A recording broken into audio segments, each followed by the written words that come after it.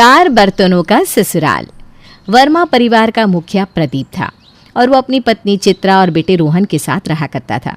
उनके परिवार में कमी थी तो बस एक बहू की, और वो कमी तब पूरी हुई जब रोहन की शादी हुई। गौरी वर्मा परिवार में बहू बनकर आई, लेकिन पहले दिन उसे जो अनुभव अपने ससुराल में हुआ उसकी उसे बिल्कुल उम्मीद नहीं थी।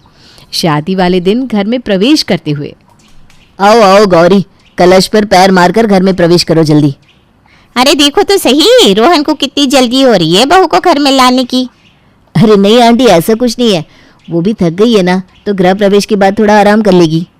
हाँ हाँ बेटा, अब तुम हमें मत सिखाओ, ये बाल धूप में सफेद नहीं हुए। ये सुनकर सभी हंसने लगते हैं और गौरी कलश पे पैर लगाने ही जा रही थी कि तभी अचानक लाइट चली जाती है। चित्रा गौरी को रोकते हुए कहती है, रुक जाओ, अभी तुम अंदर नहीं आ सकती। अरे क्या हो गया मम्मी, आप ऐसा क्यों कर रही हो? देखो तो कितना थक गई है, और उस पर अभी और रुकने को कह रही हो। अरे तुझे दिख नहीं रहा, लाइट चली गई है। अंधेरे में गृह प्रवेश नहीं करा सकते, अब शगुन होता है। अब जब तक लाइट नहीं आएगी बहू घर में नहीं आ सकती। अरे मम्मी, आप भी क्या बोलती हैं। अच्छा तो ऐसा करो, एक मोमबत्ती जला लो, वरना लाइट का तो कुछ पता नहीं कब आएगी, तो हम लोग कब तक यहाँ खड़े रहेंगे? कम से कम गौरी का तो सोचो। तुम लोग नहीं, सिर्फ बहू। तुम तो यहीं रहते हो, बहू पहली बार आ रही है। और हाँ, मोमबत्ती से काम नहीं चलेगा, क्योंकि गृह प्रवेश के समय लाइट गई है, तो ये एक अपशगुन है। अब जब तक लाइट नहीं आ जाती तब तक गृह प्रवेश नहीं होगा। बाकी सभी अपने अपने काम करो, लेकिन बहू लाइट आने के बाद ही इस घर में आएगी। पापा मम्मी को समझाओ ना, ये सब क्या बात कर रही है? लाइट जाने और आने से क्या लेना देना? ना बेटा ना, मैं तो ना समझा सकता, और तुझे भी मालूम है कि इन मामलों में तेरी माँ की ही चलती है। तू ही कोशिश कर ले समझने की, अगर मान जाए तो। अरे इतने भी क्या चिंता कर रहा है बहू की?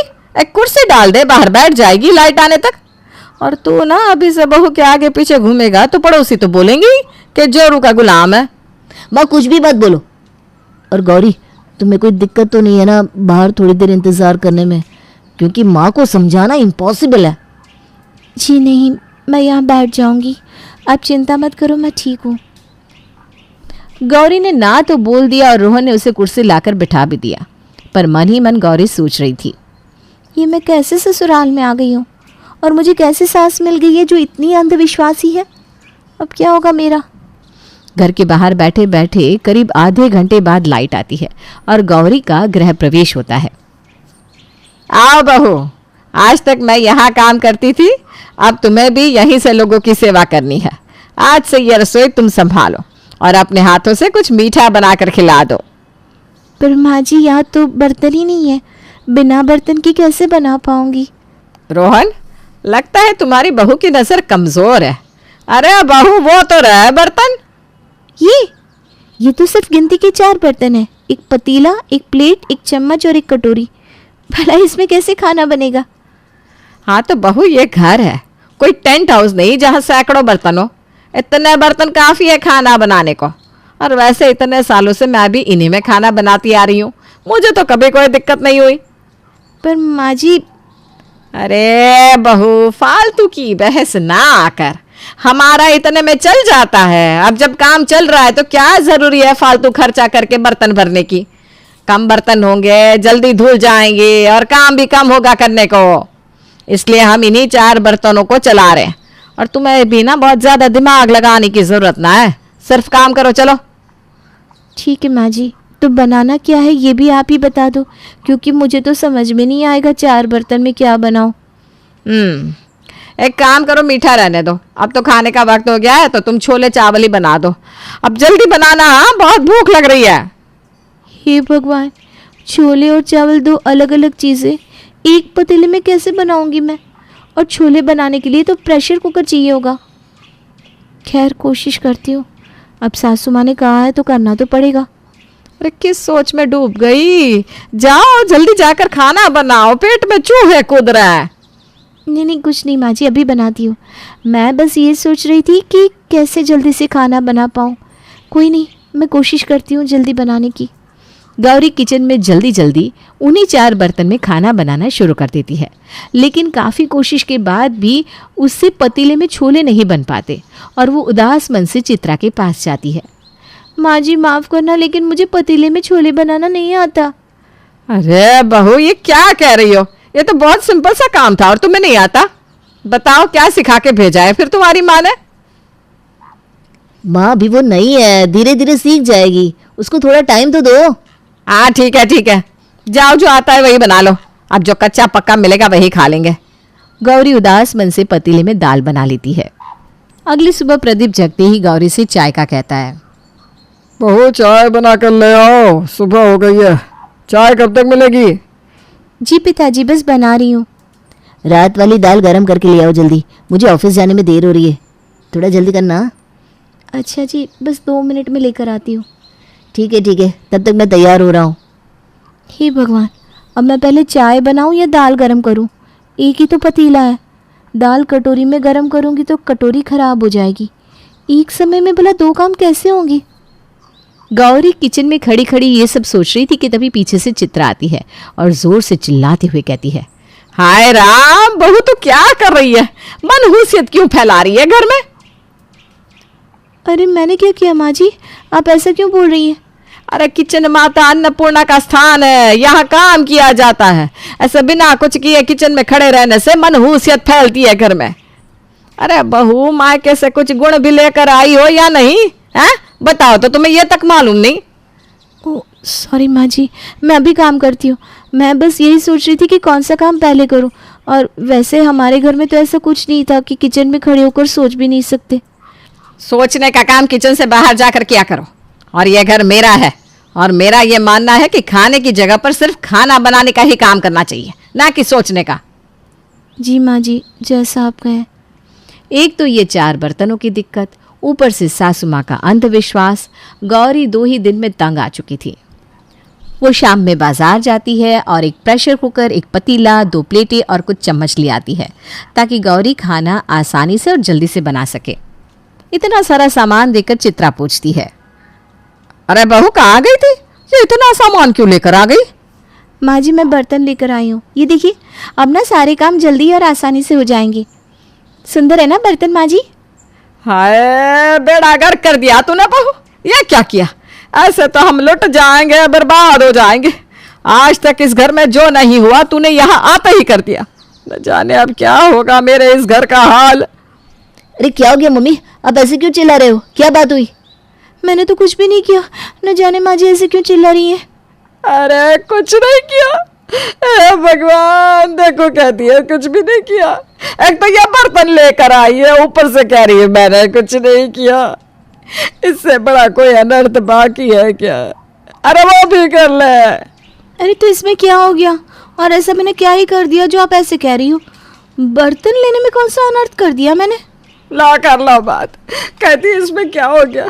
इसके बाद इस घर को बर्बाद होने से कोई नहीं बचा सकता, और ये कह रही इसमें क्या हुआ? मम्मी आप शांत हो जाओ पहले। उसे हमारे घर के बारे में कैसे पता होगा भला? मैं उसे समझाता हूँ। देखो गौरी, दरअसल हमारे परिवार में पहले बहुत दिक्कतें रहती थी। कोई ना कोई बीमार रहता था, पैसों की भी परेशानी थी। तब एक पंडित जी ने मम्मी को बताया था कि अगर हमारे घर में सिर्फ 4 बर्तन रहेंगे तो हमारे घर में सुख समृद्धि रहेगी, और अगर 5वां बर्तन आया तो फिर से वही सब होगा। और तब से आज तक माँ यही 4 बर्तन इस्तेमाल करती हुई आ रही है, जिस वजह से हमारे घर में सब ठीक है। ओह, मुझे माफ़ कर दीजिए मम्मी जी, मुझे ये सब पता नहीं था, वरना मैं ऐसा कुछ भी नहीं करती। यह बर्तन वापस करके आ अभी क्या भी, बिना एक भी मिनट गवाए। ठीक है मम्मी जी, अभी जाकर वापस कराती हूँ। ये कहकर गौरी बर्तन लेकर घर से बाहर आ जाती है और मन ही मन सोचती है, मम्मी जी का अंधविश्वास तो अलग ही चरण पर पहुंचा हुआ है। मुझे कुछ करना पड़ेगा अब, इससे ज़्यादा अंधविश्वास मैं नहीं झेल पाऊंगी।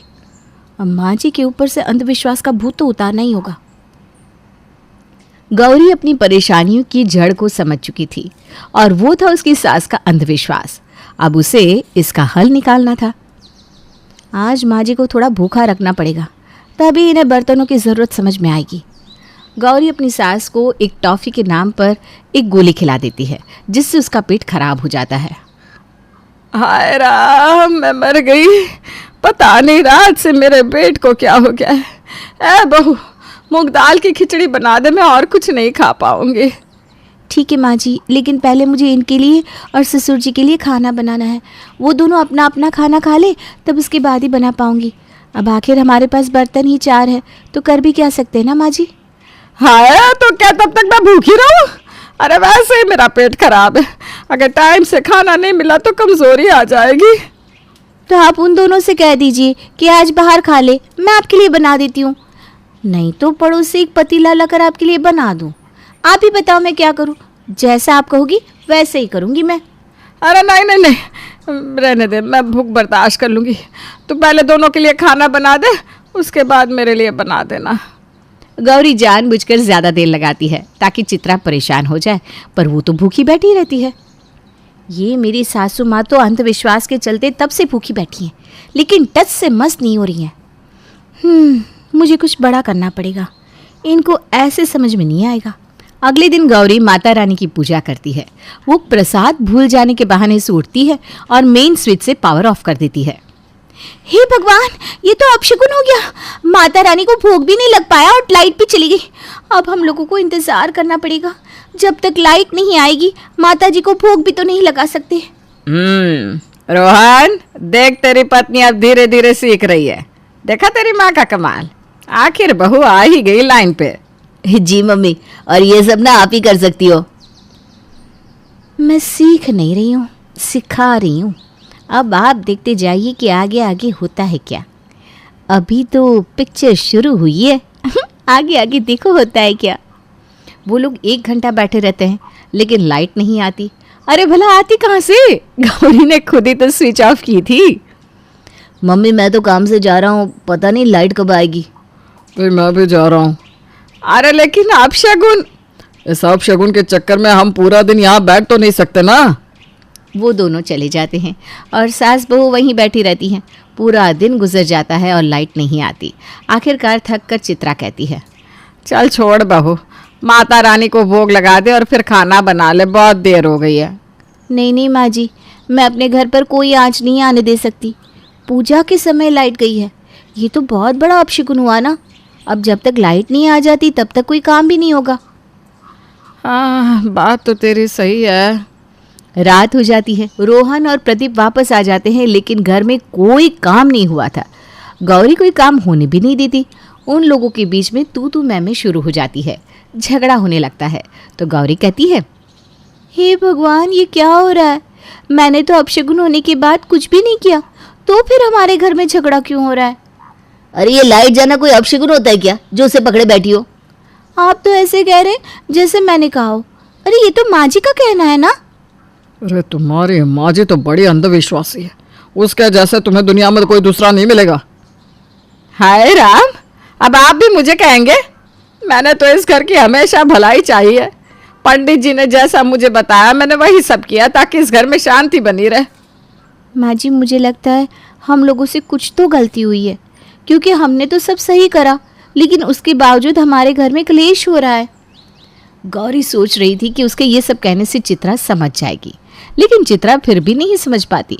वो आखिरकार पंडित जी को बुलवाने का फैसला करती है। नमस्ते पंडित जी, बैठिए। नमस्ते पंडित जी। खुश रहो खुश रहो। जाओ फटाफट भगवान को भोग लगा दो और मुझे भी दे दो ताकि मैं जाऊँ। मुझे मिश्रा जी के घर जाना है।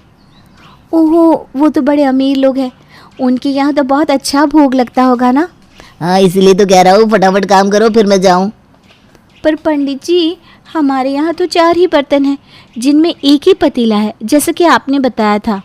मैंने बताया था? हाँ, आप ही ने तो कहा था ना, 5वां बर्तन इस्तेमाल किया तो नाश हो जाएगा। अरे ऐसे तो मुझे बहुत देर लग जाएगी, मुझे मिश्रा जी के घर जाना है। अरे वो सब पुरानी बातें हैं, छोड़ो उसे। जाओ पड़ोस से बर्तन लो और फटाफट खाना बनाओ। अरे पंडित जी, ऐसे तो मेरे घर का नाश हो जाएगा। पंडित जी कुछ न कुछ बहाने बनाते हैं, लेकिन वो लोग उसे जाने ही नहीं दे रहे थे। देखो, तुम्हारे घर का नाश हो या ना हो, मेरा दिन जरूर बेकार हो जाएगा अगर मैं मिश्रा जी के घर नहीं पहुंचा। तुम्हें पता भी है वो क्या क्या देते हैं? भोग के साथ हजारों की दक्षिणा देते हैं वो। हाय राम, तो क्या आप ये सब पैसों के लिए कर रहे हैं? अरे मैं जा रहा हूँ, मैंने तो कुछ समय के लिए बताया था ये उपाय, तुम तो ये अंधविश्वास पकड़ कर ही बैठ गई। हाय, मैं मर गई। पंडित जी, ये आप क्या बोल रहे हैं? पंडित जी चित्रा की बात का कोई जवाब नहीं देते और वहां से चले जाते हैं। मैं आज तक इस पंडित के बताए रास्ते पर चलती रही और ये चंद पैसों के लिए हमारा भोग ठुकरा कर चला गया। मेरे विश्वास को इसने अंधविश्वास कह दिया। आपके इस विश्वास को हर कोई अंधविश्वास कहता है, क्योंकि ये अंधविश्वास ही है। माँ जी, ऐसे पंडित लोग हमारे विश्वास का फायदा उठाते हैं। क्या आपको सचमुच लगता है कि इस तरह के उपाय करने से हमारे घर में सुख समृद्धि आएगी या भगवान की भक्ति करने से आएगी? भगवान की भक्ति से बेटा। हे भगवान तेरा धन्यवाद। आज तक जो मैं इसे ना समझा पाया वो इसकी बहू ने समझा दिया। तो इसी बात पर आज कुछ अच्छे पकवान बन जाए। पर घर में बर्तन तो सिर्फ 4 हैं। इन 4 बर्तनों की वजह से मेरे घर वालों को बहुत दिक्कत हुई है। मुझे माफ़ कर दो आप लोग। मेहनत करी मेरे बच्चे ने, मेरे पति ने, और मैं सारा श्रेय उसका इन बर्तनों को देती रही। चलो सबसे पहले बाजार जाकर बर्तन लेकर आते हैं और फिर अच्छे अच्छे पकवान बनाते हैं। चलिए माँ जी।